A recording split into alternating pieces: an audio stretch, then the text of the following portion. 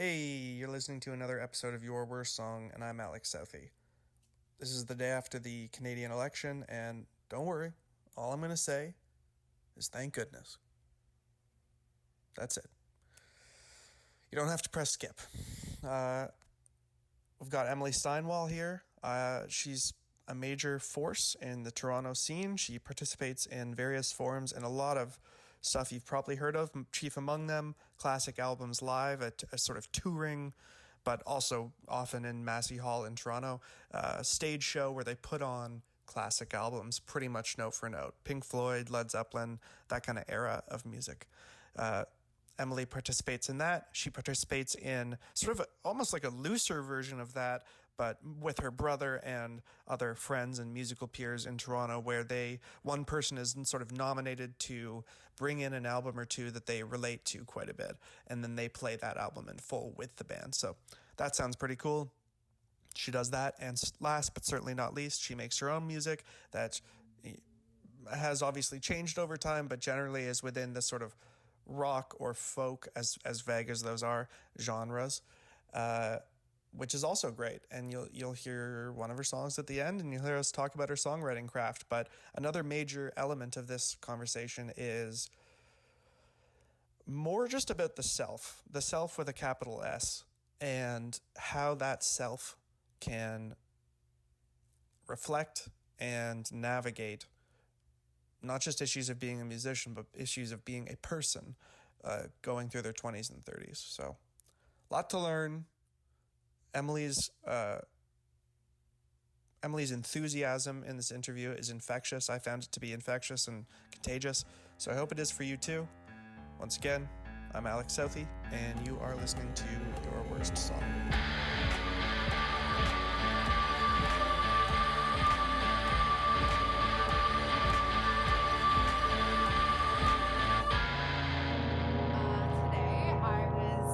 Acting as tour manager for my tour. So I've booked this like DIY adventure through British Columbia because I met this girl who's from Vancouver, and we've kind of collaborated on setting it up, but it is very grassroots and very DIY. So I woke up this morning and I'm doing maybe 10 shows in British Columbia, and each one needs to be marketed slightly differently.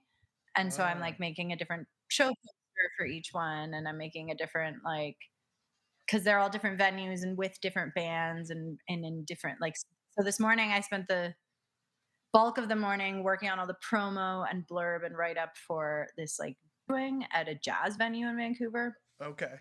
That's going to be basically like my original songs, but because I used to be like a jazz saxophone player mostly, I have two really dear friends who one plays trumpet, one plays trombone, who are like jazz musicians out in Vancouver, who are going to be like featured with me for this show. So we're like kind of anyway, so that's what I was doing all morning. It's like the least fun part of a tour. Totally. I'm trying to get it all done so that by the time I leave on my plane ride on Thursday, which is in like 2 days, I have nothing but music and people to worry about. Cool. And all the logistics and all the like management side of things and booking side of things is like kind of done and put in a format that I can just kind of have like, you know, a contact sheet the rest of the time, but there's no like contracts that need to be signed or details that need to be sent or events that need to be made or I'm impressed with the organization level. This is...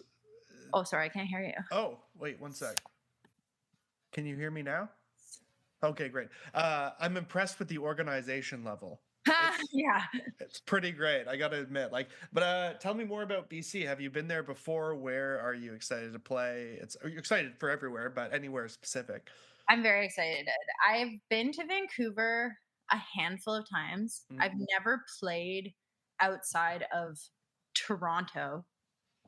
If you include Markham as Toronto, I've never played as my band, like my original music, outside of Toronto. Markham being the furthest place I've played. Gotcha. That's funny. I grew up in Markham, so that's hilarious. Funny to hear about. Jazz festival a couple of years ago. Okay, yeah. I also performed on Manitoulin Island at the Wikwemkong cultural festival. It was like a powwow kind of. This Cool. guy that I met invited me to play, but so I've never played outside of Ontario, and I've so I've played as a supporting musician for Right. other artists in Vancouver a handful of times, Okay. and I've been to Vancouver I think 3 times doing that. So it's not like I've never played in British Columbia, but I've only been to Vancouver, and it's only been as a supporting artist. So this Yes. I'm really excited to like it's kind of like this hippie adventure. Like I'm doing like a 5-day run on the Vancouver Island, Uh-huh. 2 of which are like at a farm. That's Whoa. like it's very, very grassroots, very like I'm just pulling all the connections I can, reaching out to people. I'm gonna come back with a ton of debt. Yeah. But so I was gonna ask actually about like, well, we can all listening, we can all imagine how you get in touch with like a bar or a venue, but yeah. the farms, like what was the deal there? How do you So develop that that? was so basically this whole tour happened because I met a girl, a woman. She's not a girl, but she's a girl like I'm a girl. But I met a woman who is a singer-songwriter who's my age and really cool artist. And she was in Toronto at the Big Fam Jam, which Oh is yeah. a jam session that my twin brother runs. And so I was there and I was like so stoned. It was like midnight. I Mhm. was like wearing this like leopard coat playing saxophone, just like vibing. Yeah, sure. And I randomly talked to this girl who I met that night, and we just like talked for maybe 2 minutes, like Mhm. just like, oh, nice to meet you. Oh, it's kind of great. Okay, cool. She didn't perform, but we were talking, and then we connected on Instagram. Anyway, she was here visiting from Vancouver. Mhm. Basically, like listened to my singer songwriter stuff and was like, oh my god, if you'd ever want to come to Vancouver and do a show, I would love to set something up. And I was like, I would come to Vancouver just to do a show. And so then like a month later, we have like a 10 show tour planned. That's amazing, but that's fun. That's like you just riding the wave of enthusiasm of that idea all the Exactly. way into it. So, Exactly. And so yeah, she's been really like I literally couldn't have done all the booking without her. Like I'd say we've been equally putting in work and pulling connections and right. doing stuff, but she was really like the local that Mhm. connected me to. So the farm, back to the original question, was like this girl Indigo, who is a friend of Maria's, who's Mhm. another like native to BC artist. The 3 of us had a show on the island in Victoria, ended up falling through. We Mhm. asked Indigo if she knew of anyone anywhere else that could do a show, and she was like, oh, I know this woman who has a farm and they do performances there sometime. Let me reach out, let me get. So it was a lot of that was Right. basically all these things. Was like, can you ask, do you know of anybody? I'm texting like friends of mine's cousins and Yeah. friends of like my best friend's coworker's mom is bringing friends to one of the shows, like that kind of a thing, you know what I Yep. mean? Like just pulling all the connections I out. know what you mean, but which is such an awkward job to do, but Yeah. it also weirdly shows you people's kindness, like the Ab friends of Oh my friends of god, friends. absolutely, like and Yeah. that's kind of why I'm excited to do it so DIY because, like, I don't have a huge following, and I especially don't have pretty much any following out in British Columbia, so for me, all I'm planning on doing is planting seeds of Yes, totally. so if I can make just trends, like I'm not there to like sell out venues. I'm there to connect with like 15 people at each show and Yeah. maybe hang out with them after and maybe really get to know them. And then the next time I go to BC, I have friends in all these places that Mhm. I have no friends now. So That sort of interests me. I mean, that all totally makes sense and is a smart way and genuine way to like network and grow yourself and play and whatever. But how do you feel about this idea that you will be like, yes, I'm going to sit down after the show and meet people, and that's like part of your what makes a successful night, you I guess know? yeah, I mean, I guess it's not so like premeditated like that. No, It's no, no, no. And I'm not trying to paint it that way. yeah, I'm asking how does it feel to put yourself out there? That's all I'm it saying. feels intense. I mean, in a weird way, like I've always joked, like me and my brother always joke that like the archetype I embody as like a human is like the traveling minstrel. Like Okay. I feel very like my dad's in Portugal right now doing some artsy thing. Like my Oh, parents wow. are both super artsy, like never had a structure growing up, never had any, they're Oh. very free Renaissance people. Mm. And I feel like that just is whether I like it or not, because I'm a little more A type than literally everyone in my family, but whether I like it or not, I do feel like that is just like who I am. Hmm. And I feel like this isn't my first like trip adventure like this. Like Sure. I've never done a tour where I've like done shows like this, but I've gone on many. I've like mixed my first album on like some traveling adventure. Like I'm very big into like wind blow me somewhere cool. I put faith in the universe to like give me the adventure of life that I'm here to live. You know what I Wow. mean? So I'm I more do know what you mean, but I feel like for a lot of people, that would almost be like their goal to get to that point because they didn't grow up with that style of life. And on the other hand, you grew up in it. And so it seems so natural, like you don't know any other kind, which is yeah, yeah. weirdly sets you up for a life in the arts of a musician. Totally, because you have to. I think the most important skill of being a musician is being adaptable and Yeah. being like, I'm the type of person where no matter, like, I just assume everyone is my best friend already. Like, even if I just meet them. And Right. then if they do or say something to like convince me otherwise, I will Right.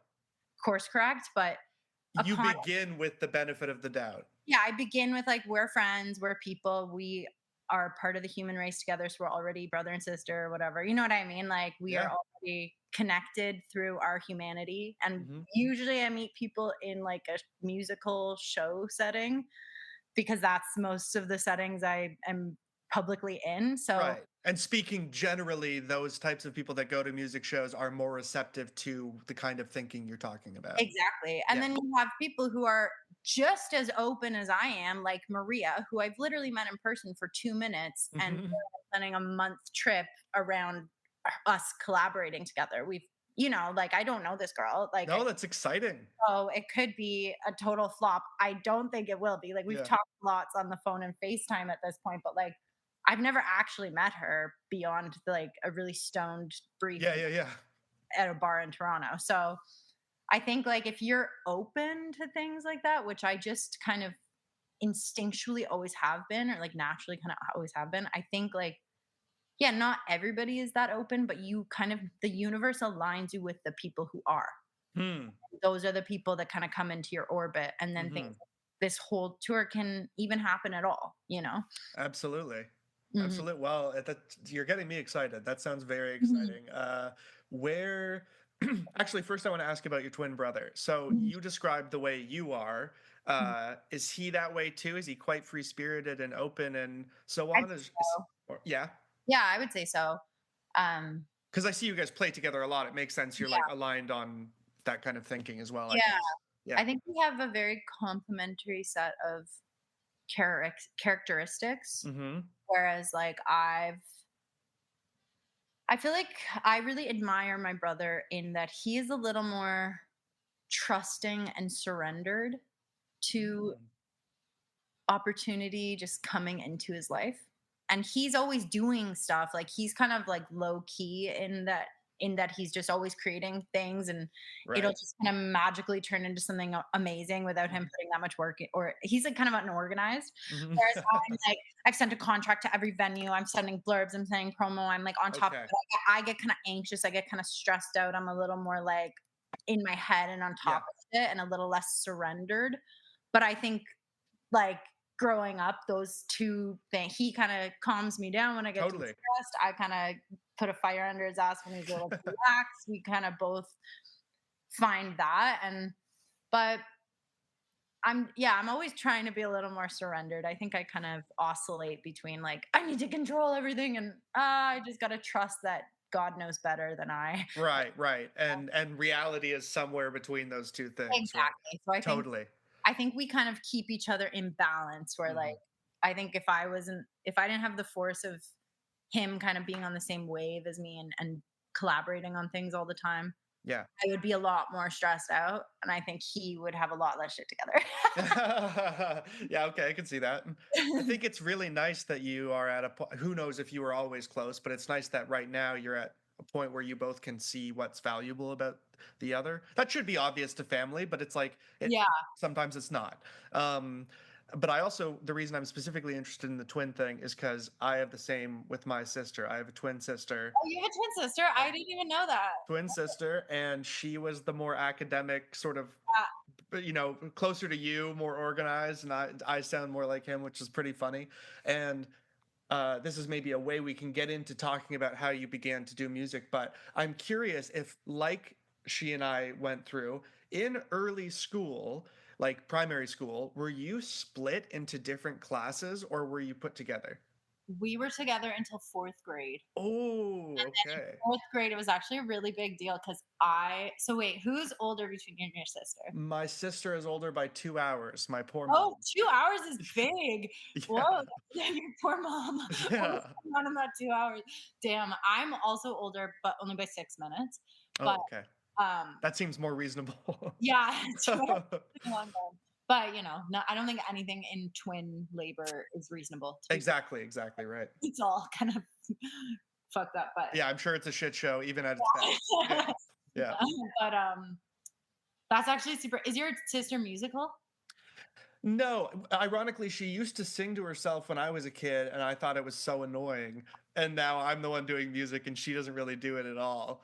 But I mean, she likes music the way everybody likes music. But yeah, yeah, yeah. Yeah, that's cool. That's interesting. Hmm. Yeah, we were in the same class, and then we got split up in 4th grade. I was in the 4-5 split, and he was in 3-4 split. So it was Oh. like a big deal. I was Yeah. in like the more mature, smarter people class. But then we got back together in 5th grade, and then we were, by the time we got to high school, you're in different classes. So we'd have maybe Of home, course. Yeah, yeah, yeah. but So we you were only split for that 1 year. 1 year. Okay, I see. I And see. we like I'm sure you can relate. Like I always say that having a twin is like being born with a built-in best friend. Yeah, I would say like we definitely weren't. It's not always running at that like high level. Sometimes you're closer, sometimes you're not. Like we went to different universities on different Yeah. sides of the country and stuff like that. But yeah, I would say yes, mostly. Like a borderline take it for granted almost when you're Yeah. going through it. Yeah. Um, Yeah. Yeah, Yeah. that's interesting. So were you best friends in the way that when you inevitably develop other friends at from school or whatever, they become part of your friend group together, or was it Yeah, separated? I think we have like, like we definitely have distinct interests, and Mm, we have like he's really into video games. I'm not that into video games. So when he's doing his stuff with his gamer friends, I'm like not at all involved yeah, and I see. not like but because we have so much overlap in what we do and Hmm.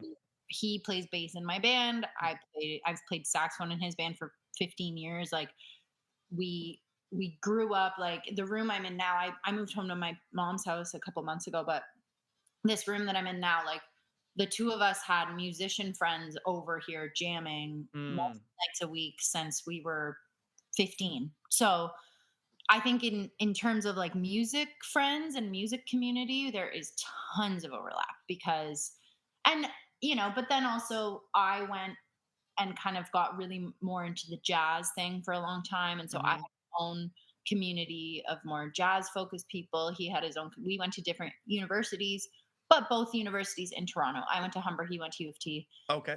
And so like we were still playing shows together. We were still hanging Right. out. So there is a lot of overlap there. And there is a lot of like, I feel that when I go into the scene where like people know who I am because they know my brother, Oh, funny. they don't know who, and vice versa. You know what Yeah. I mean? Like they'll be like, "Oh, are you Jackson's sister?" I Right. say, Jackson from Fam Jam, or I know Jackson from his band, or I know whatever. Yeah, yeah. Well, also it's a notable surname. I don't know if I've met anybody else with that last name. There's So. not many because it's actually from Sri Lanka. My dad's Oh. family's from Sri Lanka, and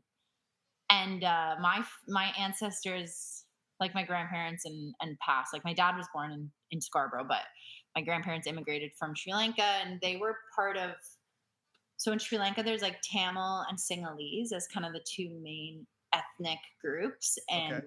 ethnic identities that are there. There's been like a big civil war there for decades between them, but Sri Lanka was a colony of England until the 60s, and before that it was like a colony of Portugal. Like it was so many different Right. settlers. Past hands with yeah, yeah. Yeah, Dutch, Portuguese, British, French, whatever. And so there was a lot of like, so my ancestors were like mixed people. So Yeah. my dad did like a blood test, and he's like 70% Southeast Asian DNA, and then 2% British, 2% Dutch, 2% Oh, Malaysian, 2% Portuguese, 2% German, 2% this, 2% that, wow. like just everything else for the other Mhm. 30%. So Steinwall, I believe, and I don't know if this is true, but I think likely it was something Stein, something Wall, two European settlers.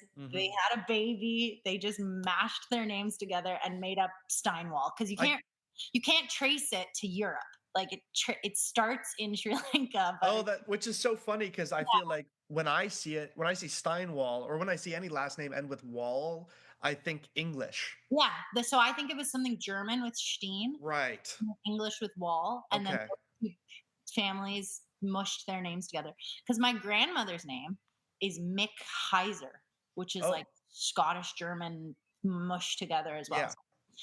So I Wow. very much identify as like a child of the world. I don't know what my cultural and ethnic Yeah. heritage is Okay. based to, but Steinwall, yeah, like it is a weird name because it actually is kind of made up. Right, right. No, but weirdly, you get to go by your real name, and Right. yet I bet some people have asked you, is it a stage name? I don't know if they've ever asked me if it's a stage name, but yeah, it's definitely unique. Like Okay. nobody else comes up if you Google Emily Steinwall. Right, right, which is nice. And I actually, Southey is less specific than Steinwall, but I've received that too. Like, it's nice that there aren't too many Southies out there like roaming around, you know? Yeah, Um, yeah, yeah. Wow, that's cool to relate on the twin thing though in general. yeah, that is cool. I didn't realize you had a twin. Yeah. Yeah, Yeah, and it's funny how the different halves of personalities like develop in the two of you. Uh, yeah, I want to get back to the tour. So you're doing a BC run. Is it a BC? The BC tour? Is that like a leg of a bigger one where you're gonna, or no, that's the one? that's the one. No, no, that's awesome. Yeah. I call it a tour, like a not just a BC tour, because I have a show in Hamilton when I get back at the Uh end of. huh. So that's also a first for me, Hamilton. Cool. Yeah, so I'm like, Where are you playing in Hamilton? I'm playing with the Laidlaw Church. Do you know Olivia Brown in Hamilton? No, I don't think so. She's got a band that I can't remember the name of. Okay, and ironically, I might know the band, but yeah. Olivia and we both played on a random gig together like years ago, where she was playing bass and I was playing sax, and we were just it was like a wedding band or something. I Okay. can't remember the gig, to be honest. But we just hit it off because it was like us, two young girls, and then like a bunch of 50-year-old men. So we we kind of became friends, Sure. and uh and have always stayed connected. Again, I don't really know her that well. Like I did that one gig with her and maybe seen her once or twice since then at shows, but Hmm. we've mostly just stayed friends online, and I reached out and asked if she wanted to put something together. And then she ended up putting this like singer-songwriter showcase at a church together with Shayla Rose, who's another singer-songwriter who lives in Hamilton, who I actually already knew because we went to Humber together, Oh, cool. our undergrads at the same time. So Cool. Hamilton seems like a lovely spot in it general. does Like, seem like a really lovely spot, and yeah, there's a lot of good music in Hamilton. totally, totally. And in Good, my brief experience, everybody seems quite lovely. Not that Toronto isn't, but yeah, specifically Hamilton is quite like yeah. It seems to quite be a lovely. cool little scene that I'm excited to meet some people out there and to do this show. So Yeah. yeah, it'll be cool. And pretty cool that it's in a church. Like, this might sound stupid, but religion aside, music sounds very lovely in those buildings, so it's gonna sound really good. Absolutely. Like Yeah, I love playing in churches. Music is very spiritual to me, and totally.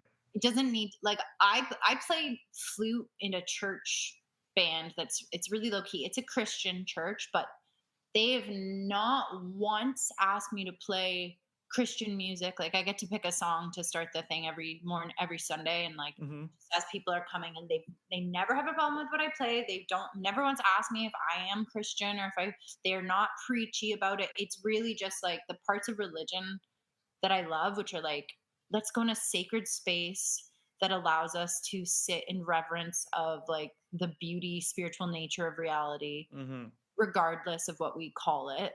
Right. Let's get together as community in that space. Let's get together for music and sermon and all these things. Like none of those things need to be denominational. You know what I mean? Right. Or attached to a real like foreboding sense of hierarchy. It can Yeah. literally just be like, isn't it nice that we, yeah, like you said, we can almost use the word that might attract your brother, surrender uh to this bigger thing that we don't need to add a word for. It just you can call it nature, you can call it God, you can call it whatever you want, but Exactly. But yeah, this bigger thing.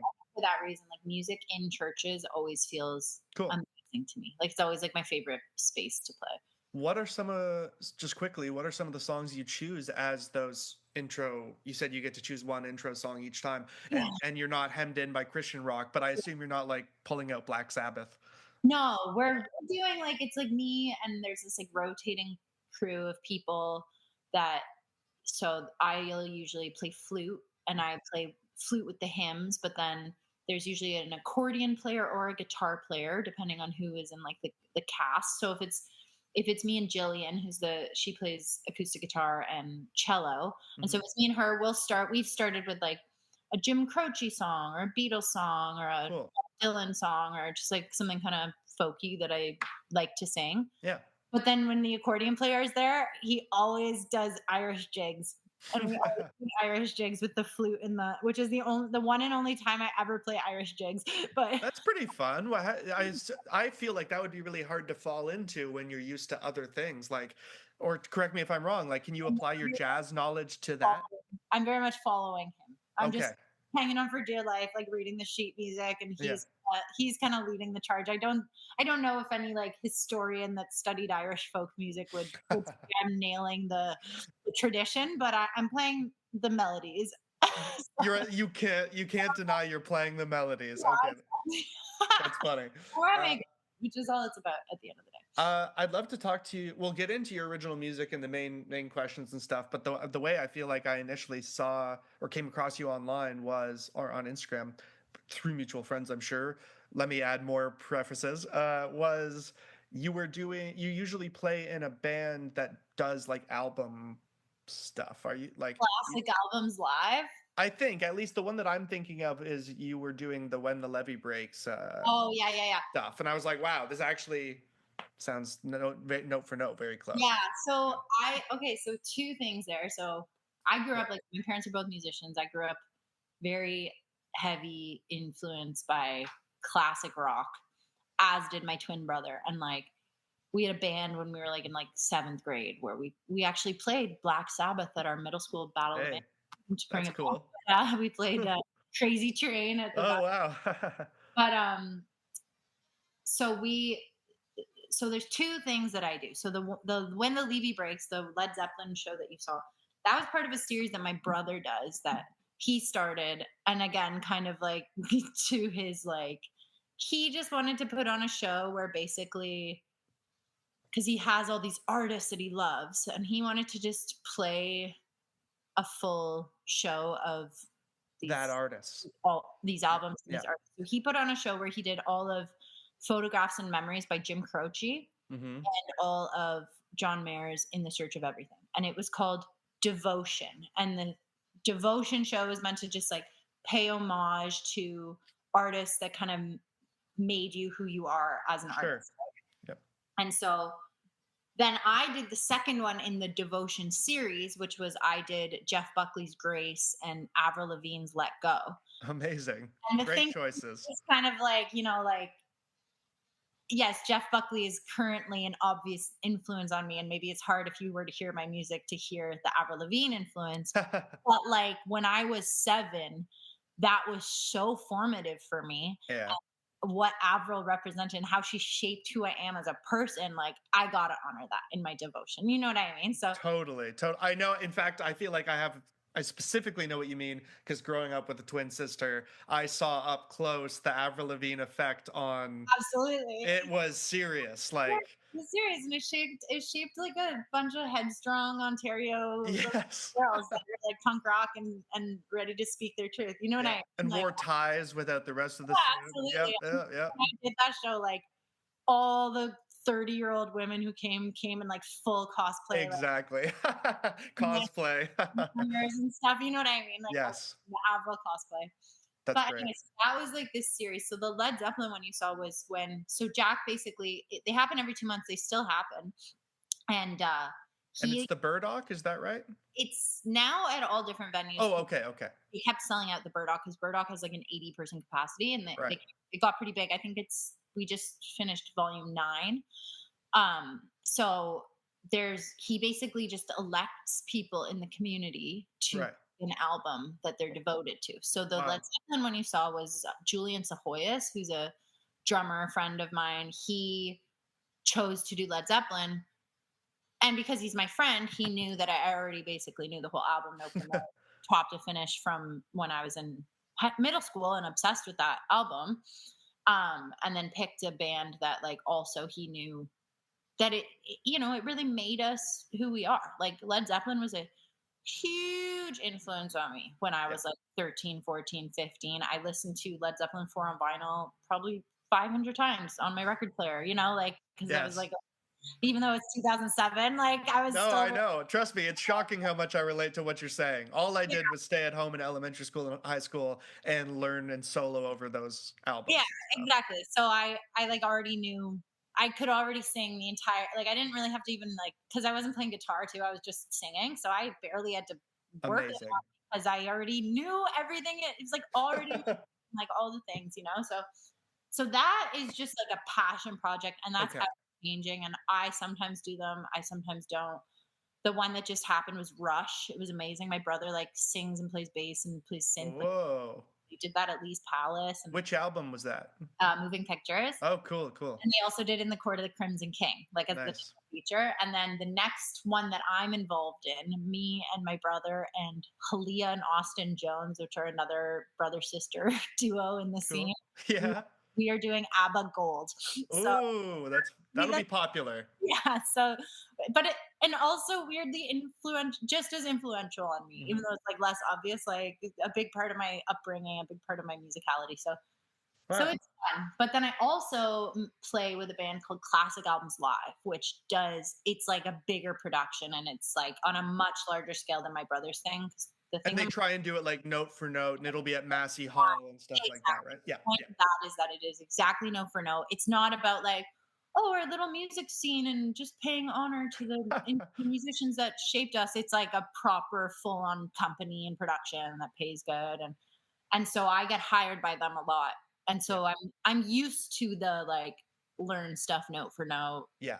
And I spent all my college days like transcribing like 17-minute John Coltrane solos note for note. So I'm like, oh, I can do like the sax solo from Money and Pink. Like, you know what I mean? It's like Yes, a yes. big problem after I like lifted like one up, one down live at the half note or something. Like You're right, right, right, right. it's like it's fine, yeah. But that's a fun company. I've done a bunch of shows with them, and I'll play like I'm like usually pretty they're utilities girl. So my favorite gig I ever played with them, I played the wine glasses for the Oh, intro of Shine On You Crazy Diamond. oh, that's cool. That was like because they just like kind of put me like, oh, we need like someone to play the triangle on this song. Right, right. Oh, Emily, like go do that one because it's got to be like exactly like the mix from the album. And so I'll have a lot of songs where I'm just playing like a clave every like other beat or something. You know what I mean? Yeah. Like just to make it Is exact. that weirdly more stressful? So much time in between the, Like you know?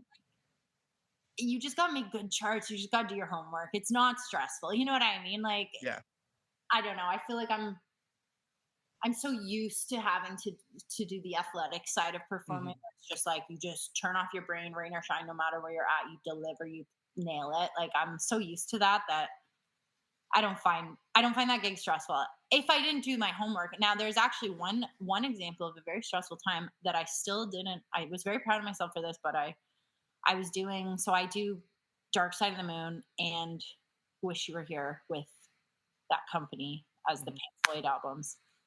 And I'd done both of the shows before, but like a year prior. And we were doing Dark Side of the Moon. This was like in November last year.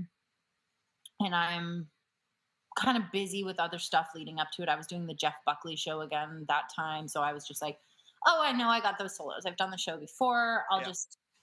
I'll just give it a couple out, I'll give it a day. So I, learned the whole solo for Money, spent a few days practicing that. Great. Morning of the show, mind you, my carpool is picking me up at 1 p.m. It's like 10 a.m. I'm got my coffee and I'm like, I'm just going to go song by song, do a final review of the show that's tonight and like just go over this album that I know so well and I've known for 20 years. So Mhm. I'm going through and I'm listening and then I'm like, oh, us and them has, because I knew that one of the albums had two sax solos, one of the albums had one sax solo, and I was just like, this is the one that has one sax solo. Oh, Us and Them, which is like not just a sax solo, but like all these little fills and everything all throughout. yeah, And I was like, oh my God, I haven't learned this. Like I'd learned it a year before, but I hadn't right. played it in a year. And I was like, Mom, don't talk to me for 3 hours. And I locked the door and I just like locked in and I learned it. And then, Oh, because you're so right. I can hear it right now. It is this free floating. yeah, it's like It, all over the place. And I already knew it. So it was already in my ear. So it wasn't like I was totally learning. yeah, yeah. I couldn't have done that. But I really had to lock in. I basically just put it on Pro Tools. And every time the sax entered, I put a marker and I just like practiced it and practiced it. And then, Wow. and I got it done and it was fine. But like, that was the only time I ever got really like, I don't know. But, but, the rest of the time it's fine as long as you do your homework. It's not stressful. Like that's always This is definitely the approach you took versus your twin in school too. You're just like, just do your homework and it won't be stressful. Because exactly. I But wouldn't I do was my always homework and I was stressed. more stressed out Yeah, yeah, right, about all the homework I had to do. So right. I think you just have to learn to cope with stress no matter what. Oh, unfortunately, yeah, I think you're probably right. Okay, well, should we get into? You kind of talked about what could have been a bad show, but that didn't end up being a bad show because you Yes. were responsible. But yeah, let's start with best show. What have you what's your best show to you? It can be for your music or it can be one that you played in somebody else's, I guess. That show. I mean, I feel like there was a right before the pandemic when I released Welcome to the Garden. I was doing a lot of shows with the band that's recorded on the album Welcome to the Garden. We were playing a lot of like rock shows around the scene, around the city. Mm-hmm. I feel like that era were my favorite shows because I was just in this like zone with my performing and I really felt in good shape. And then and then the pandemic kind of set me back a few notches and it's been a slow rebuild to Yeah. feeling like I was where I was, but I feel like that like kind of leg of shows when I was with the Welcome to the Garden band playing those shows. Those were my favorites. We had a couple at the Rex that we did randomly Oh. that felt really good. We had a show at the Monarch that felt really good. We had a show at Lee's Palace that felt really good. We had a like we had a couple shows at the supermarket that felt really good. I was doing like a residency monthly there for that summer. Like this was like maybe 2019. Okay. And I feel like from like summer 2019 up to the pandemic, those runs of like my band were probably Wow. my favorite shows. Yeah. Wow. And what made them so special? And obviously part of it was like a vibe thing, I'm sure too, an intangible vibe thing. Mhm. But can you map out why they were good enough and then seek to return to that, pr- you know, feeling? Totally. Yeah. I think there was a special thing going on with the band that I had. Like it was just a cool, unique collection of people. I had Yunjin Lee on synth, who now lives Hmm. in Berlin, but she was amazing. I had Joey Martell on guitar, Eric West on drums, and Dave McLean on bass. And like Um, None of those people play in my band anymore because the band has evolved and the sound has evolved and people have moved away or Yeah. stopped playing music. And um, but I think just personally for me, I was in such a good energy and I was in such a good space, and I was like, just, like my living situation was really good. My rent was cheap so I could live my dream, and like I just felt really energetic. Like I was like meditating every day and Yeah, like okay. practicing music every day and going to hot yoga classes every day. Like I just felt like ready to Yes. perform. You know what I mean? Yeah. And now I'm like, oh, I've just like smoked weed and gained weight for 5 years. Hey, what's wrong with that? Hey, what's wrong with that? That sounds pretty good. I think it's pretty universal, like post pandemic. Yeah.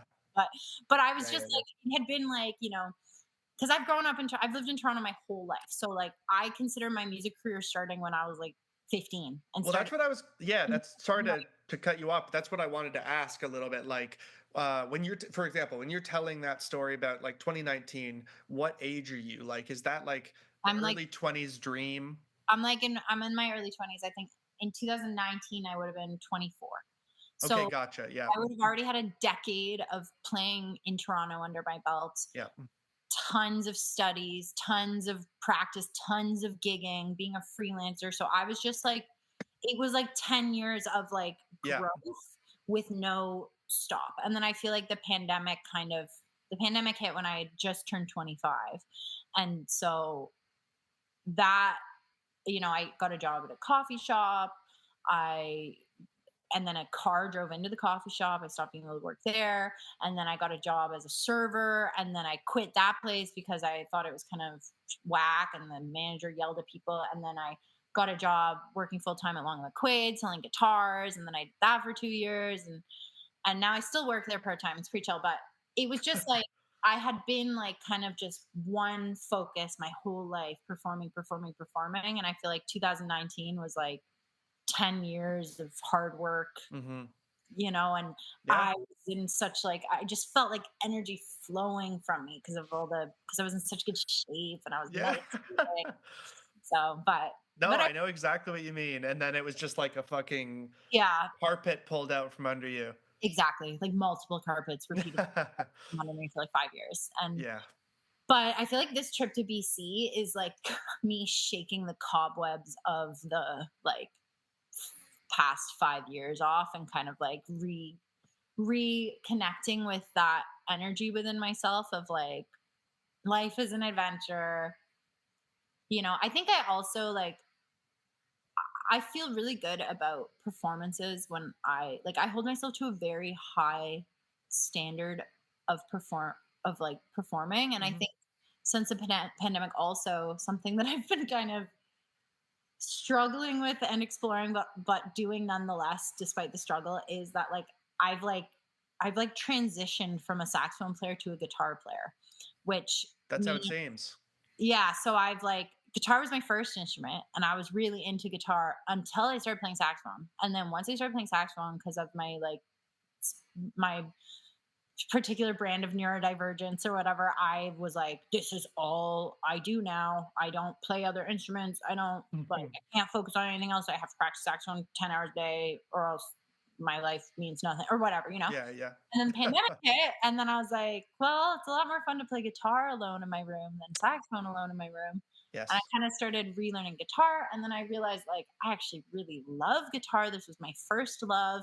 Playing the guitar allows me things like being able to go to British Columbia and play a solo show where I don't have to book Hmm. a band for every set. Whereas if I just played saxophone, I'd have to book a band. Yeah. So it's kind of like it became this opportunity for me to be like, well, I always wanted to play guitar. And then because I remember being in first year university and having the thought like it's too late to go back and because I always wanted to be able to sing and play at the same time, which can't do with sax. I always wanted to be part of the rhythm section. I always wanted to be able to do like a solo or a duo or a trio show instead of Mhm, always needing to hire a band. I mhm. wanted like guitar just makes more sense for me as an artist and kind Yeah. of like where I've ended up, where don't want to be limited by genre. I don't want to be limited by show size. I don't, Mhm. and if I was a saxophone player only, it is a lot harder to not have those limitations. Like you Definitely. are kind of pigeonholed to play mostly jazz, Yeah. or even just to like as a saxophone player, like your job is to solo, like Yeah. or play a horn part. Like guitar, you can kind of just be part of the groove, be part of the Yep. background, be and so it's a lot more fun just in general. But I think because of that too, like I it's been challenging for my pride because I was like top-notch saxophone player Yeah. and I'm a pretty mediocre guitar player. Uh-huh. I'm going to give myself another decade, and when I'm 40, I'll be a hopefully really top-notch guitar player. Yeah. But it's like I had to be a beginner again after being a professional for 10 years, right? Totally. I think the one good thing about being mediocre, if you're mediocre at saxophone, you probably just sound bad. But if you're Yes, mediocre at guitar, you can still write a great song. exactly. And that's like why I've been doing it and why I've been kind of just pushing myself. So I think, I'm excited. Like I'm kind of, I'm trying to practice self-compassion a little more because I do have a tendency to be very, very hard on myself and have like just like kind of unachievable goals and expectations for myself. So I'm trying to be like, like I'm trying to find this balance of like pushing myself to like I think and I see it even the past few months like I actually quit all my saxophone gigs cuz I was like for the rest of the summer and for the past like 2 months because I just felt like I couldn't practice all of it and like make and stay sane basically. Hmm. Hmm. So I've been really focusing in on the guitar. I got a new guitar last month that has so much mojo in it in a way that I didn't really understand with guitars. Like when you get that Cool. instrument that fits you, like, and I just got this like Godin Telly that Nice. really like speaks to me. And I feel like even the past few months of focus, my guitar tone has gotten better and I can hear how to change my guitar tone to make it sound better. And I am my calluses have gotten bigger and things Yep. are a little easier to play and my hand doesn't cramp by this third song and I feel myself getting better and it is quite satisfying That's but cool. there is like an ego check of like you're not a shredder like you were on the sax. You're not Yeah, blow people away with your guitar playing. You're not gonna, you know what I mean? And I do. so it's been fun. But it's like I kind of realized in the pandemic because I was like, man, I thought I was too old when I was like 19 to go Yeah, back, but that's wild. and now I'm like, and now I'm 30, and I started playing guitar more again like 4 years ago maybe when But I was now that you're 30, I'm 32 by the way. When we're 40, we're gonna think 30 was so young. Exactly, that's what Yeah. I kind of realized, so I was like, "It's now or never, Emily, like, Yeah. it's not too late, and No. this is what I wanna do," and I do think that creatively, I have a lot more to say than just, like, taking a jazz saxophone solo. I have albums to make and Yeah. songs to write and lyrics and Yeah. singing. A lot of my music now is coming out like real rock and roll, which is Mhm. I would not have found without the electric guitar in my hands, you know what I mean? Right. And so it's been really fun. And I'm like, yeah, by the time I'm 40, by the time I'm 45, by the time I'm 50, like Your life I'm is gonna look totally different every time. exactly So, so yeah. glad that I didn't like just say, no, it was too late because Yep. you were 25. It was too late because you were 19. It was too late. You know what I mean? Like, Totally. so it's been kind of like, I feel like that's one of those things people say, like, it's not too late. The time is now. But it's like, I'm actually like feeling that firsthand of like, like did I dream of being a 30-year-old woman living with my mom so I could do my pipe dream of like being a singer-songwriter? But no, but I don't really care because I'm having a good time and I'm doing what I want to do. So, you know what I Oh mean? my God. I do know what you mean, but it took me literally, I just arrived at the same place like months ago Yeah. because it's so tough to get real in a weird way. Like, it's so funny some of the stuff you're saying. It is word for word what I've said to myself. Just Yeah. like, did 16-year-old Alex really think he'd be doing what he's doing where he is? No. But then you have outsized dreams that are huge, and then on the other hand I also had still have a bunch of anxiety, so even the idea of what I have done currently is, uh if I give myself a reality check, already more than I thought that I would actually do. There you And go. so it's just about like appreciating what you've done, Totally. and Yeah. and and it's great that, yeah, that you're just like, whatever, you're married to this pipe dream, and so Yeah. even though this is where you are at now, that's everything is still worth it. Yeah. And I think too, like something like to kind of tie it in with what you're saying, something I've really, even in the past like 3 months, Mhm. been really dealing with, and I kind of realized like though I've always kind of had this dream of being a musician, because the dream was at one point I just wanted to be a working saxophone player. Then I did that, but then now it didn't really feel like fulfilling enough. And then like, so it's not like I've been like, I have a goal of being a rock star like my whole life. And I wouldn't even say that's my goal now. I don't, it sounds not very fun to be a rock star. Yeah.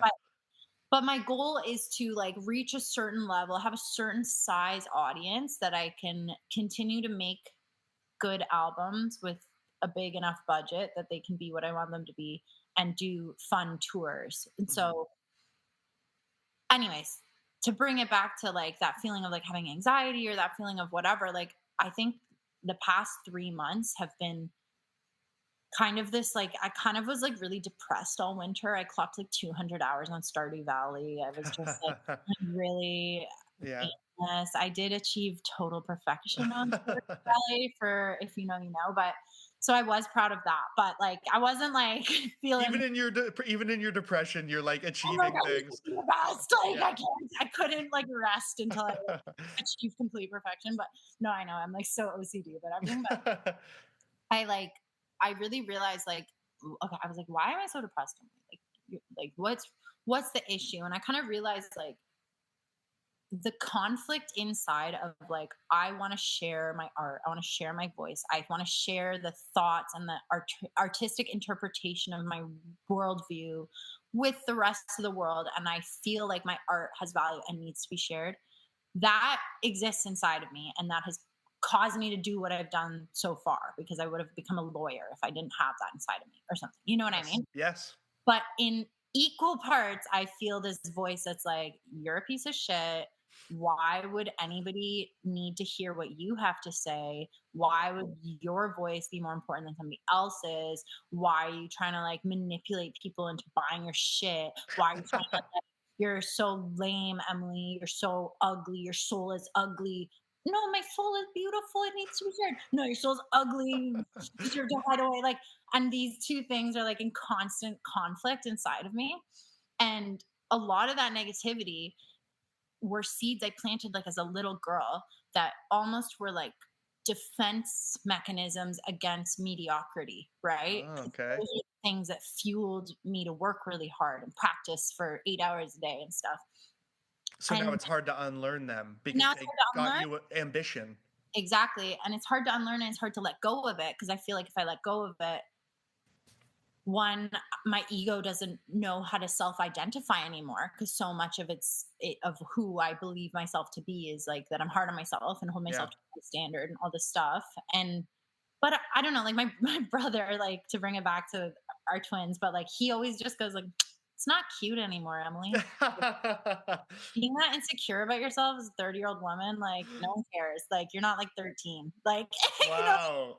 and I'm always been like me. But like I need your brother around too. yeah, the past Yeah. few months, that's been really landing for me. And I've been like kind of like realizing like I got this like I'm doing this like self-compassion, like self-help workbook, and like just trying to really like take proactive action towards like shifting my brain and the way I think and the way I think about my art, and just realizing like life's too short to not believe in yourself, especially if you're doing something like music where like the whole if you don't believe in yourself, literally why would Totally.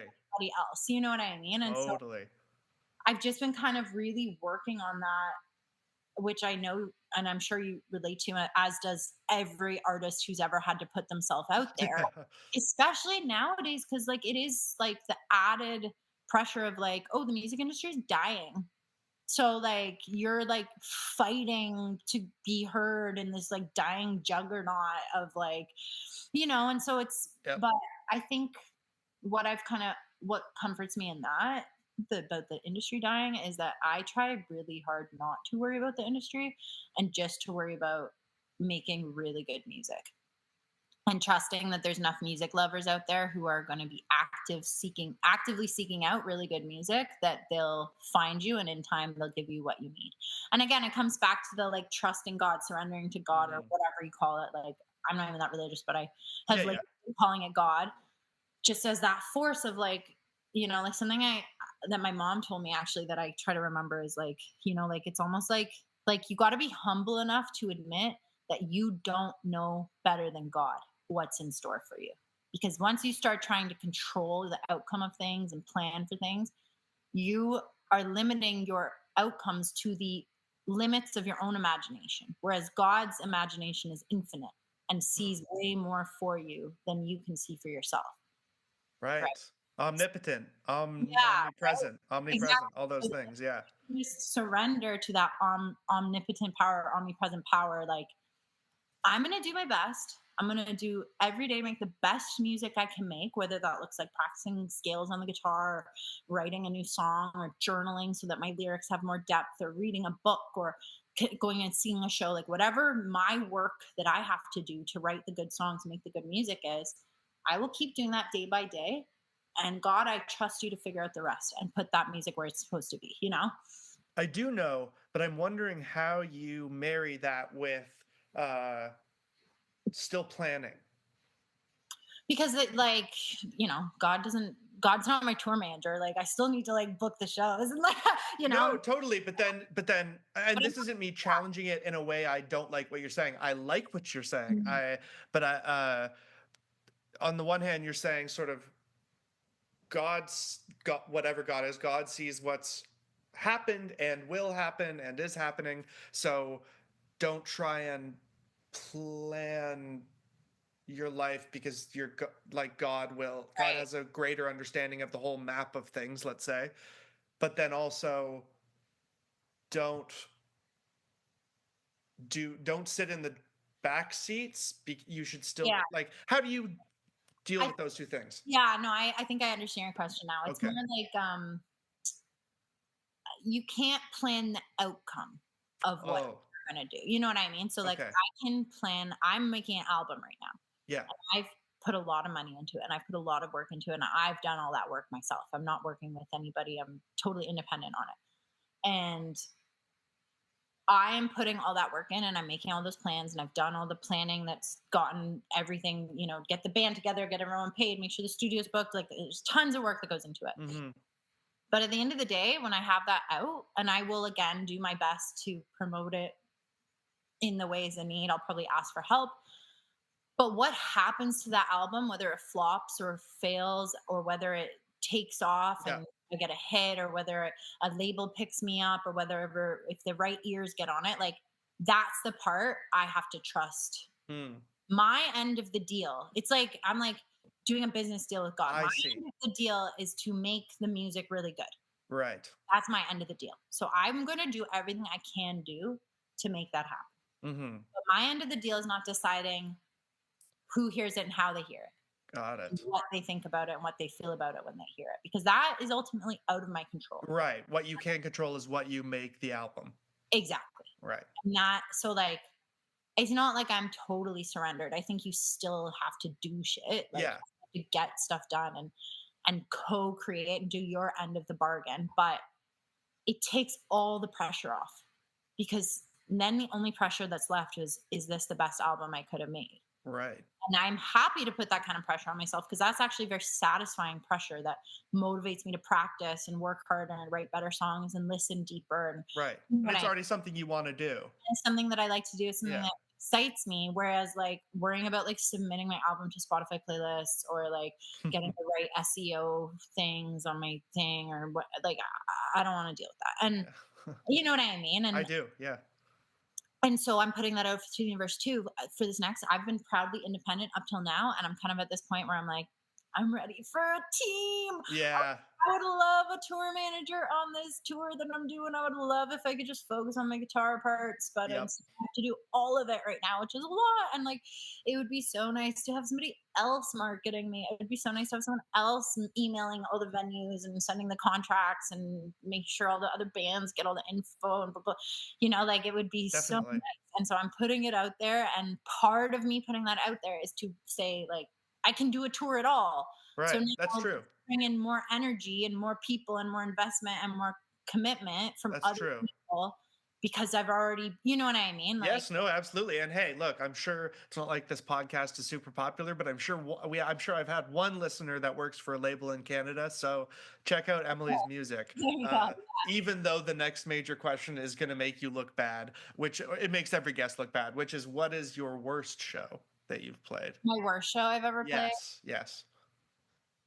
Um, Probably like all the ones when I was first playing guitar. Okay. My lockdowns, so those were probably not the best shows because I don't think my guitar playing was very good. But mind you, I'm very fortunate that I have like world class musicians supporting me. So I Right. So you could completely do the Bob Dylan thing of like, is he even really playing guitar up there? yeah, Yeah. exactly Yeah. that. But yeah, I'm trying to think if there's been any like Yeah, any notable failure, to be honest. Any notable failure. me as an artist, as Emily Steinwall, like I feel like there weren't any big like failed learning lessons Okay. too bad because I'd already been gigging and done a lot of the trial and error as like a saxophone player Sure. my whole life. So I'm pretty. I know how it goes to put on a show. I know how to show up prepared. I know how to do the things. I've Okay. done so many shows and gigs. I'm sure there have been terrible ones I've blocked out, but Sure. Okay. I don't even remember all of them. And honestly, like I'm trying to think what stands out as like a total failure, but I've been pretty lucky. Like I've never had, like, the drummer didn't show up or Right. Okay. my amp blew halfway through the Or a first. fight with a manager of the place or No, I've never had anything like that. There's actually one story. So I remember I was booking these shows. I was booking these shows at the supermarket, and there's like this whole thing where basically there was a miscommunication with, and the management's changed and everything. So I don't feel bad saying okay. this. It wasn't any fault of anyone. It was basically just like there's miscommunication with the supermarket where I assumed because I'd only ever played there Thursday nights, so I assumed, and I'd play there a lot of Thursday nights. Like my brother used to have a monthly residency there for years. Like Right. I've played at the supermarket probably 60 times in my life. So, but like most of those on Thursdays. Yeah. And so I was used to it starting at 9, going till midnight. You have the show. Like I know when the sound check is. I know when everything is. It's like a certain time frame. Hmm. Day of the show that I booked with my band and an opening band, I get an email being like, "Oh, like yeah, so Fridays, like we got to have you off stage by 10 because we do like a DJ night after." And this is morning of, and my drummer can't show up till 10 because Oh. was only going to come for our set. And we had an opening band 9 to 10. So, and I got so stressed out and I was like ready to ream out this guy at the supermarket. And I was just like so hungry. I was like renting all these gear from Long McQuaid. I was just like, oh, like, how could they do that? That's so like, that's on them. Like, they didn't tell me, they weren't clear about that. Like, now my whole night's ruined. Like, I Yeah. was about to like just be so mad and upset about it. And then I was like, I'm going to go get a shawarma because I'm hungry and I feel myself shaking and I haven't eaten today. I've only had coffee and like I'm gonna call the guy from the supermarket once I have like a pound of beef shawarma in my stomach to kind of me. And so I went to Alibaba's to get this Nice. shawarma, and there was like this old man working there. And he, as soon as I walked in, just like I saw him see that I was so stressed out. And I saw, and his energy was just like, child, like it's, Oh. and then he made me this little cup with like a falafel ball and hummus and Oh. like it was like this cute little like hors d'oeuvre cup, and he's just like, while you wait. And Oh. so like, and I started sobbing, like an act of kindness, and I was just like, oh, like you're right, like, and it was just like reminded me like, oh yeah, it doesn't have to be stressful. At the end of the day, it's just music. Worst Yep. case, the show gets canceled, whatever. It's not even that big a deal. So I ended up calling a guy. We came up with a compromise where we went till 11, not 12, but they started 11, not 10. And everybody was happy. Show was amazing. It all worked out. But I was like this close to it being like a terrible, just me kind of like being ungrounded and just like Yep. lashing out because I'm stressed. It was so close. If it hadn't been for the falafel man at Alibaba's at Yeah. Osborne and Bloor. So that was like an example of a story that like it could have been really bad. I Oh, think that's a very go yeah. ahead. Oh, I just remembered another really bad one. Where Okay, all I was gonna say was, and then please go ahead. All I was gonna say was, and this isn't for you. This is like anybody. I had to remember it too. Sometimes when you're feeling really upset, it's like, are you that mad or do you need to eat something? Like sometimes we need to realize we're actually just kind of babies still. And it's like, am I tired or do I need to eat something? 100%. There's so Yeah. many things like that that I'm like, even like me saying like I've been depressed all winter. I'm like, I was thinking back last week. I was like, I didn't exercise all winter. I barely went outside. Yeah. I lay in bed and had 9 hours of screen time a day. Yeah. I like, of course, I felt depressed. What Totally. about you, Totally. Emily? Like, you gotta fucking like, if you're exercising, eating right, drinking enough water, getting nature time, calling your friends, like, Yeah. tell me you're still depressed a week after doing that. You probably won't be. You know what I mean? Yep. Nope. You're so right. You're so right. And something else Okay. I try to live by, like that my grandfather told me actually, he said, if you can sleep on it, always do. Especially when like representing yourself is like, if you can Definitely. sleep on a choice, if you can sleep on a correspondence, always do. Yeah, no, that's really good advice. When you're frustrated, it's like really easy to get into this mode where you're willing to die on every hill and Exactly. be really frustrated. And you And wake up and you're like, oh, this is meaningless. Whatever. yeah, and also recognizing like other people also get frustrated. Yeah, yeah, yeah, yeah. Like Yeah. so it's like, oh, if the other person in this like communication is a little stressed and frustrated, me being combative and It defensive won't help. Yeah. is only going to make it like a bad vibe, and we never want that as musicians. That's like, why would anything we do ever be a bad vibe? All we're trying to do is spread music and joy, you know what I Yes. mean? So like, Yes. if something is really stressful and a bad vibe, it's probably lost the plot and it's probably not what you should be doing, you know what I mean? Like, I do. Yeah. Oh, okay. You said you had a second bad story. oh yeah, just I just remembered like a terrible we this was with my brother's band, so not even my band, but we were Okay. like 21 or something. We were playing the McGill Frosh week. Mm. We were driving to Montreal with all of the gear, me, my brother, and one other girl. And then the rest of the band was in another car. So we had three of the band members and all the gear, and they had the other four of the band members. Mm-hmm. And we got stuck on the 401 in traffic. We couldn't get off. It was an accident. And we sat there parked on the 401 for 4.5 hours. And God. so we finally start moving. We have 2 hours to get from Cornwall to Montreal, which is like not a 2 hour drive. No. And we are so stressed and we haven't eaten anything. We've been on the road and we are just, and my brother starts driving and we're driving and we get pulled over. He gets ticketed for stunt driving. Oh my God. They took the car away. This cop confiscated the car and left us on the side of the highway with all of our gear and half of the band. And we Jeez. had to take an Uber from Cornwall to Montreal. It was $350 cash. And we played the show. We got there 10 minutes before downbeat and we played the show. God. It was literally insane. I mean, it's great that you got there to play the show, but Yeah, and the God, show was actually great. So that's rough. That's rough, especially. it's just one of the things, it's just like life on the road. Shit like that Yes, happens. definitely, definitely. Okay. What do you think? Getting into, we haven't talked too much about your original music. Let's talk Yeah, about what. Sorry, I know this has also been okay. going on for a while. Are you okay for Yeah, time no, and everything? I'm just Okay, chilling, so. cool. Okay, good. Yeah. So when do you go to the? Is it happening parallel where you're learning other people's music as you're songwriting yourself, or was that a later thing after getting used to playing other people's music? It was a later thing. I didn't start writing songs until I started writing, like my parents are both songwriters. Yeah. Right. My dad has like 5 albums out. My mom grew up. Like this room that I'm sitting in, they used to have like songwriter circles here. Oh, My what? songwriter, like my parents are very like the songwriting. My family is all songwriters, but I actually never did it because I was like kind of shy and again like kind of hard on myself. So it was easier for me to be like tapping guitar as a Yeah. teenager or like shredding saxophone because kind of like math. It's like I know these are the right notes. Yes. I There's no know, wondering. It's objective. no wondering. It's like if I shred these scales on these notes in time, gold star. Yes. Whereas, like, even if I put my heart and soul into a song, it might still be terrible. I don't know. Yeah.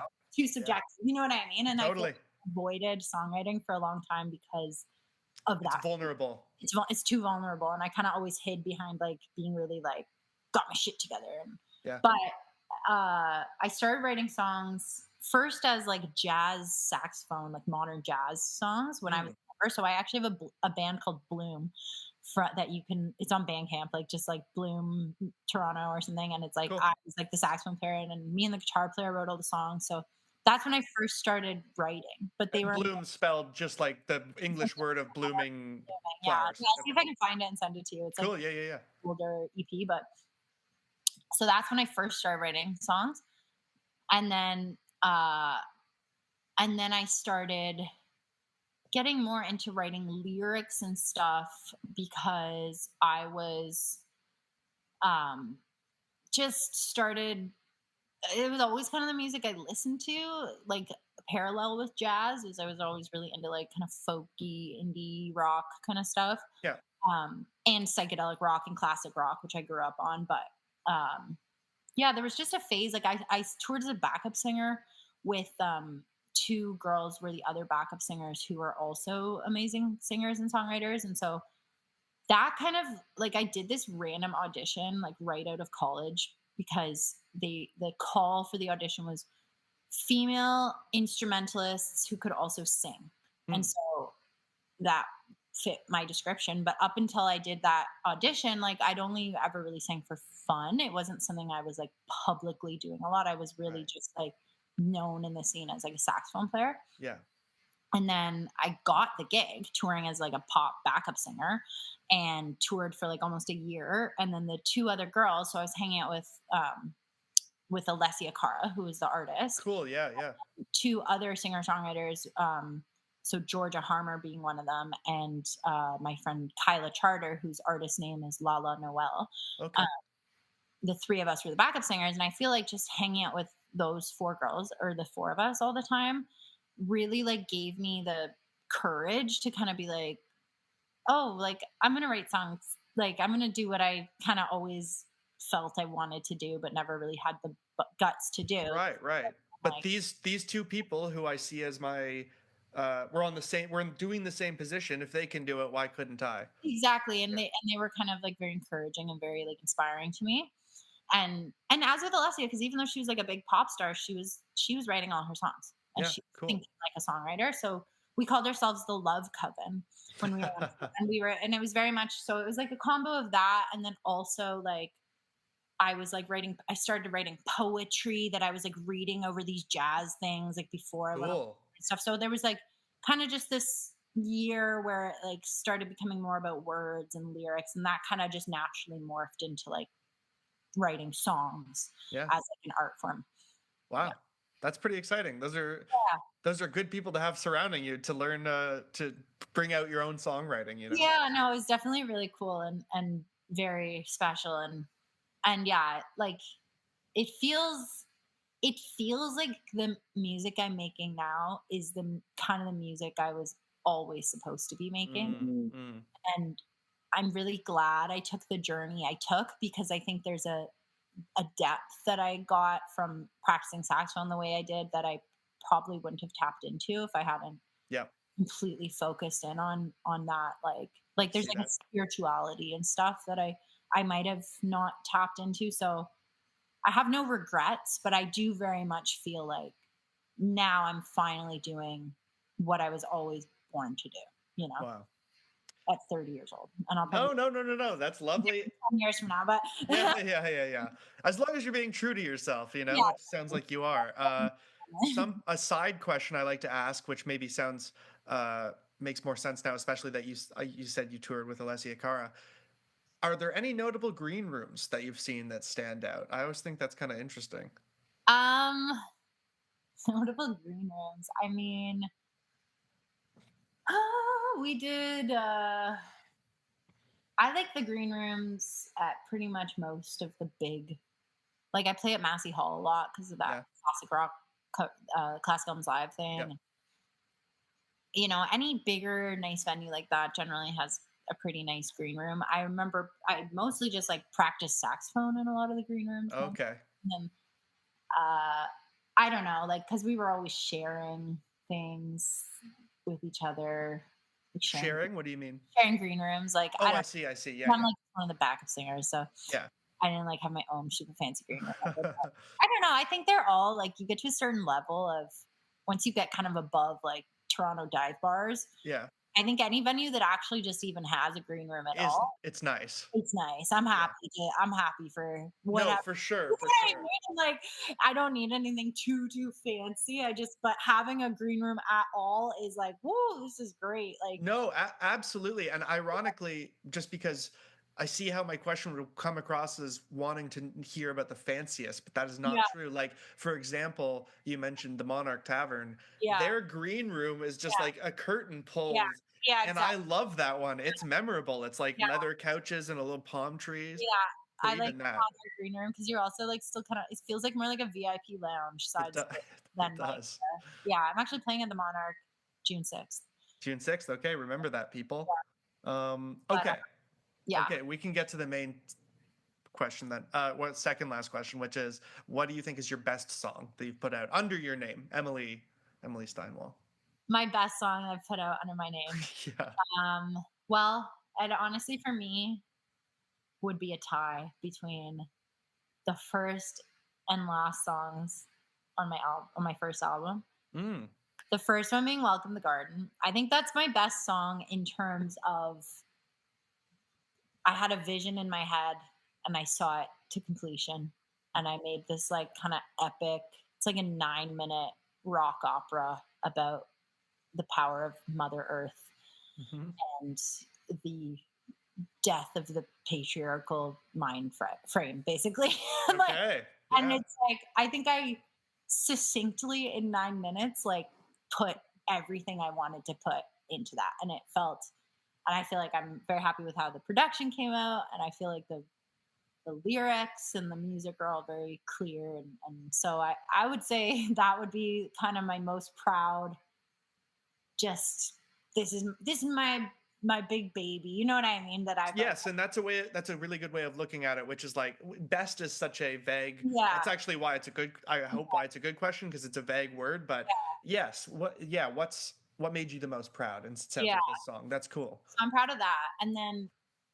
And then the last song in that album is called "Courage, My Love," which I think as just like a timeless folk song Hmm. is my best song Okay. I've written.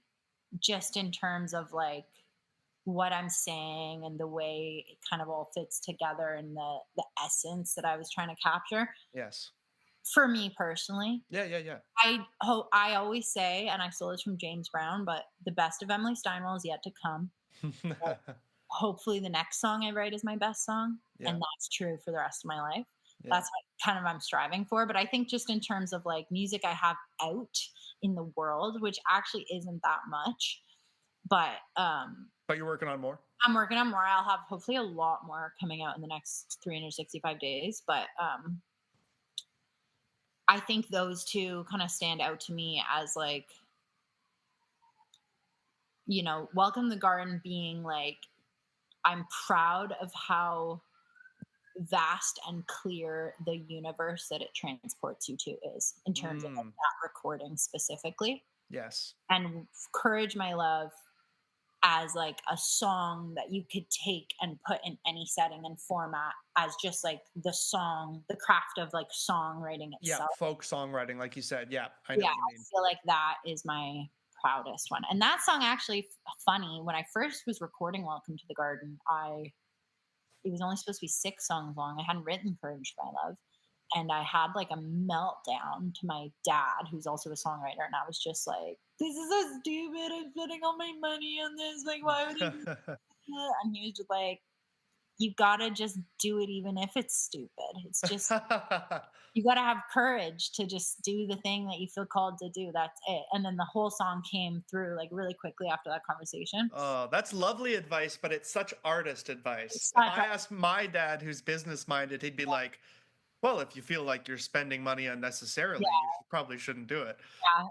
Yeah, My dad's like, "Fuck the money. You gotta say what you need to say. You're only here once." Like, yeah, yeah. yeah, And there's value to both, by the way, of those totally. sides. But yeah, yeah, yeah. That's what you needed to hear at the time. Yeah, and it inspired me to be like, oh yeah, because the album Welcome to the Garden is very much like it was like a concept album about like being on earth to feel love in all of its forms, and like the garden being like the Garden of Eden, like we've Hmm. come to this like material world, but like imbued with the frequency of love and spirituality. And so like how just all the ways that morphs through the world. And then Courage My Love felt like a very nice way to kind of end that whole thesis statement of like, no matter what your love feels or looks like, at the end of the day, you just have to have the courage to share it. Because Wow, that's, you know, that's very nice. yeah, That's because that's all it is. Yeah, do you like George Harrison? I do. Yeah. Okay, I was gonna say this is giving me George Harrison here. Yeah, like I love the hippie movement of the 60s. That's Yeah, like right. my whole I love that shit. Like, No, you know, it's nice. It's clearly yeah, authentic to you. It doesn't seem like aesthetic or fake or anything or a put on. It seems you legitimately not that I'm some gatekeeper, you legitimately seem to relate. I try, yeah. I try Yes. my best. It's hard, you know, like I still fall victim of like, man, I'm gonna hide my love away to Yeah. quote George Harrison. Yeah. So, you know, like I'm gonna oh, nobody wants to see me, stupid Yeah. me, like Yeah. but I think it's important. And that's why, you know, like I was saying to my friend the other day, like I think it's kind of part of this existential transition I've been going through where it's like it's easy to justify to my ego like I'm a professional saxophone player for hire and I have my routine and I got my reeds and my little like craftsman's tools that I do, and you can hire me and I'll do the job and I'll check it off, I'll do saxophone correct, you know what I mean? Like that's easy to justify in the current society that we live in.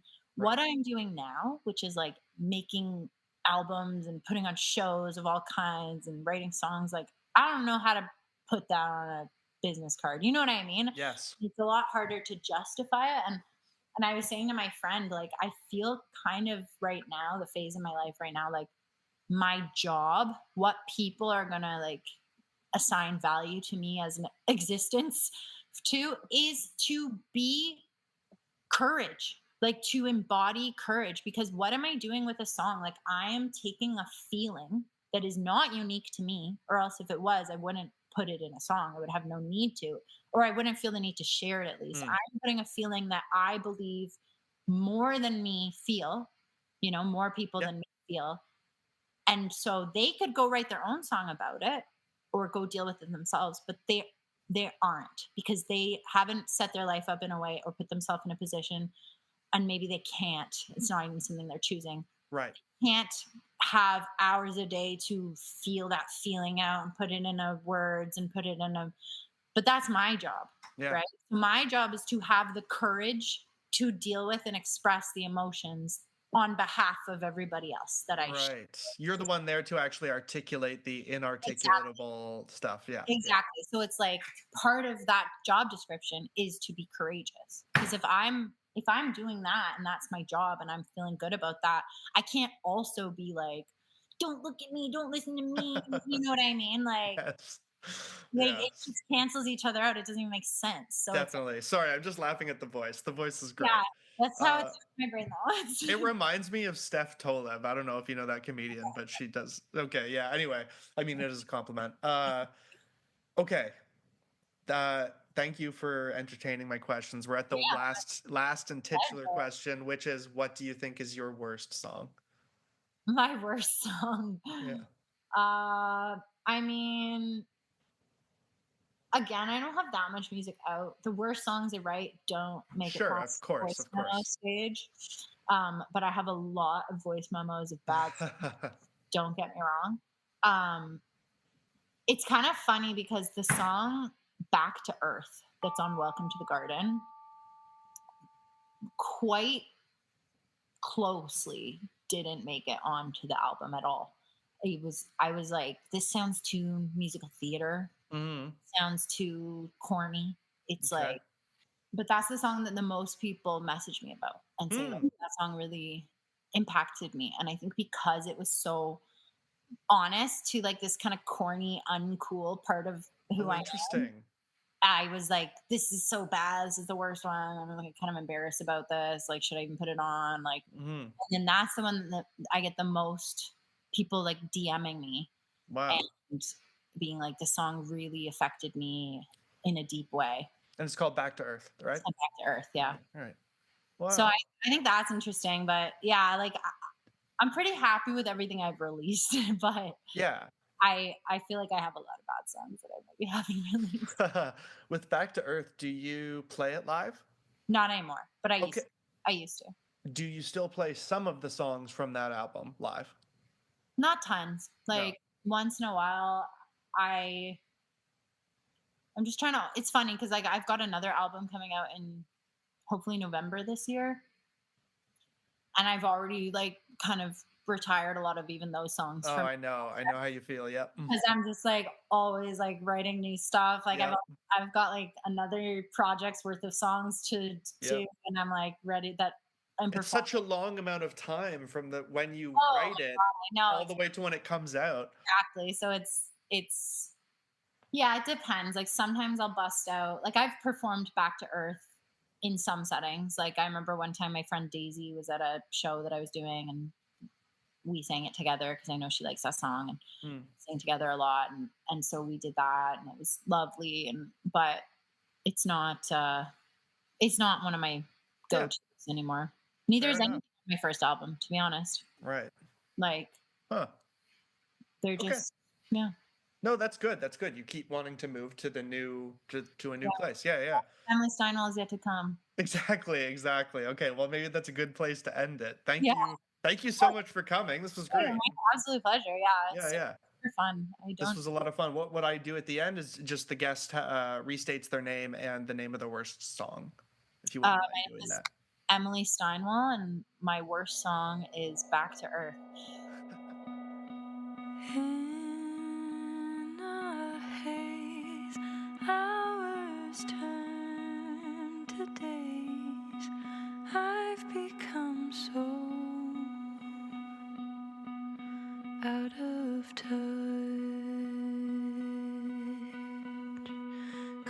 Could you stay? Help me fill this empty space. I am trying to keep up, but I can't seem to leave my bed, and I can't get out of my head, but nothing lasts forever, ever, ever. When I close my eyes, I dream that I can see the other side. I have never been so high above this space and time, and I am filled with light. Suddenly I feel alive. Could this be a love divine?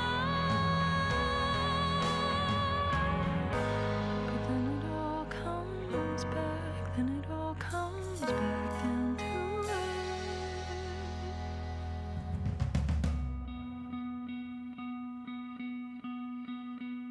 I should have known that it